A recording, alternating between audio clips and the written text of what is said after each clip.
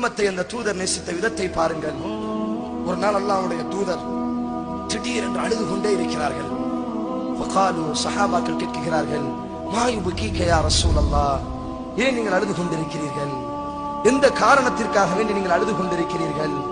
அப்ப அல்லாஹ்வுடைய தூதர் சொன்னார்கள், இஸ்தகைத லி இஹ்வானி, என் சகோதரர்களுடைய பாசம் எனக்கு ஏற்பட்டு விட்டது, என் சகோதரர்களுடைய ஞாபகம் எனக்கு வந்து விட்டது. காலு, சஹாபாக்கள் கேட்கிறார்கள். இனி ஒரு ரிவாயத்தில் கால அபூபக்கர், அபூபக்கர் சித்திக் ரலியல்லாஹு கேட்கிறார்கள், அவலஸ்னா இஹ்வானக யா ரசூலல்லாஹ், நாங்கள் உங்களினுடைய சகோதரர்கள் இல்லையா? நாங்கள் உங்கள் சகோதரர்கள் இல்லையா? எங்கள் ஞாபகம் தானே அழுது கொண்டிருக்கிறீர்கள்? ரசூலுல்லாஹ் சொன்னார்கள், லா, இல்லை, அன்தும் அஸ்ஹாபி, நீங்கள் என் தோழர்கள் தான். இம்மா இஹ்வானி, எனக்கு சில சகோதரர்கள் இருக்கிறார்கள், எனக்கு பிறகு அவர்கள் உருவாகுவார்கள், எனக்கு பிறகு அவர்கள் வருவார்கள், என்னை அவர்கள் நம்பிக்கை கொள்வார்கள், ஆனால் என் முகம் அவர்களுக்கு தெரியாது. என்னை அவர்கள் நம்பிக்கை கொள்வார்கள், ஆனால் அவர்கள் என்னை பார்த்திருக்க மாட்டார்கள்.